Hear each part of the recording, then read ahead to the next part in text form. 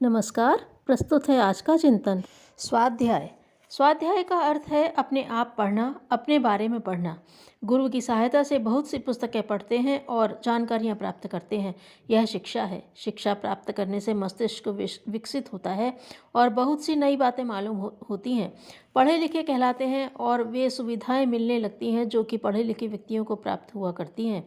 यह सब होते हुए भी दूसरे की बताई हुई बात से आत्मकल्याण नहीं हो सकता, क्योंकि आत्मोन्नति के विषय में किसी दूसरे का, चाहे वह कितना ही महान व्यक्ति क्यों न हो, कुछ भी असर नहीं पड़ सकता जब तक कि वह व्यक्ति स्वयं ही अपने ऊपर प्रभाव ग्रहण करने को तैयार न हो।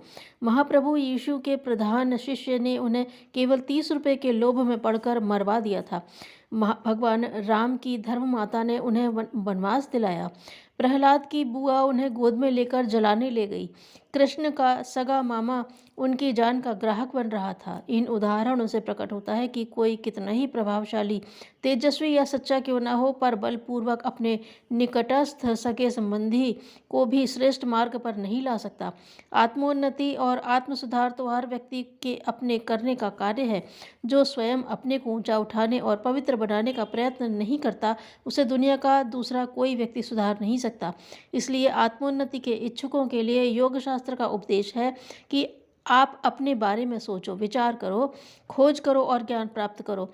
हम क्या हैं, इस दशा में क्यों हैं, क्या उद्देश्य है, क्या कर रहे हैं, क्या करना चाहिए, इन प्रश्नों के संबंध में भली प्रकार विवेचन करना, त्रुटियों का मालूम करना और निकाल बाहर करने के लिए पुरुषार्थ में तत्पर होना, यह स्वाध्याय का प्रयोजन है।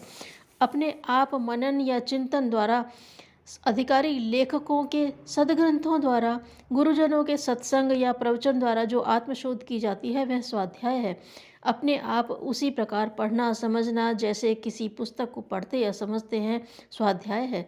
ऊंचे उठने के लिए, आगे बढ़ने के लिए इसकी अनिवार्य आवश्यकता है। बिना इसके प्रगति हो ही नहीं सकती। आजकल स्वाध्याय के नाम पर किसी पुस्तक का तोते की तरह पाठ कर लिया जाता है और कर्तव्य की इतिश्री मान ली जाती है। केवल किसी पुस्तक को रटने से वह महान कार्य पूरा नहीं हो सकता। बेशक स्वाध्याय में धर्म ग्रंथ की बड़ी भारी आवश्यकता है और उनसे असाधारण मदद मिलती है, पर यह कार्य होना चाहिए विचारपूर्वक। अनुभवी विद्वानों ने जीवन तत्व के संबंध में जो खोजें की हैं और अपने अन्वेषणों को लिपिबद्ध किया है, उसे समझना चाहिए और लाभ उठाना चाहिए। अंधविश्वास करने या बुद्धि बेचकर लकीर के फकीर बन जाने के लिए यहाँ नहीं कहा जा रहा है, और न यह बताया जा रहा है कि अमुक पुस्तक में लिखी हुई बातों को बिना क्यों कैसे किए अपना लिया जाए। यदि आचार्यों की इच्छा यह होती कि जिज्ञासु अमुक पुस्तक या व्यक्ति की बातों पर आंख मीच कर आरूढ़ हो जाए, तो उसका नाम आज्ञा पालन या कुछ और ऐसा ही रखा जाता। स्वाध्याय नाम से योग शास्त्र की इच्छा स्पष्ट है। वह चाहता है कि हर व्यक्ति स्वतंत्र रूप से अपने बारे में विचार करे। पुस्तकों या व्यक्तियों से मदद ली जा सकती है, पर निर्णय खुद ही करना है। जो फैसला अपने आप किया जाता है वह कारगर होता है, वही टिकाऊ होता है और वह निभता भी है। ठूंस ठांस कर सिखाई पढ़ाई हुई बात ऊपर से ऊपर ही रह जाती है, पेट तक नहीं पहुंच पाती, और जो बात पेट तक न पहुँचे उसे वाचक ज्ञान से कुछ प्रयोजन सिद्ध नहीं हो सकता। कम से कम सच्ची आत्मोन्नति का द्वार तो खोल नहीं सकता। इसलिए स्वाध्याय की ही महत्ता स्वीकार करनी पड़ती है। अपने आप अपने बारे में विचार कीजिए, अपने निजी बुद्धि से जीवन की गुत्थी को सुलझाइए, अपने सुरदुर्लभ मानव जीवन का महत्व खुद समझिए और उसका सदुपयोग करने की कोई आदर्श योजना बनाइए। नित्य इस बात का गहरा परीक्षण करते रहिए कि आज हमसे क्या अच्छे कर्म हुए और क्या बुरे कर्म किए। अच्छे कर्म के लिए मन को शाबाशी दीजिए और कल फिर से उससे भी अच्छे कर्म करने के लिए तैयारी कीजिए। जो बुरे कर्म बन पड़े हैं उनके लिए पश्चाताप करते हुए ईश्वर से क्षमा मांगनी चाहिए और फिर उस प्रकार के काम न करने की प्रतिज्ञा करनी चाहिए। रात को चारपाई पर पड़ते समय सोने से पूर्व नियम बनाकर नित्य आत्मनिरीक्षण करना चाहिए। लोक व्यवहार के संबंध में, सांसारिक गतिविधि के संबंध में, विश्व की समस्याओं के संबंध में विचार करते रहना चाहिए। उनके सत्य असत्य का, औचित्य अनुचित्य का विवेचन करते हुए यह देखना चाहिए कि हमारे ऊपर विश्व की किन परिस्थितियों का कितना प्रभाव पड़ता है और उनके हानिप्रद पहलू से किस प्रकार बच सकते हैं एवं लाभप्रद पहलू को किसे ग्रहण कर सकते हैं।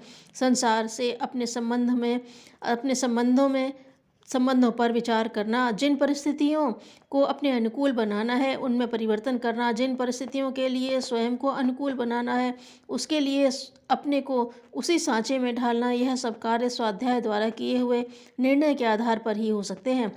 स्वाध्याय के योग्य मनोभूमि तैयार करने के लिए सद्ग्रंथों का अवलोकन बहुत ही आवश्यक है। मात्र इतिहास, पुराण, कथा, काव्य, मजहबी धर्म ग्रंथ इस आवश्यकता को पूरा नहीं कर सकते।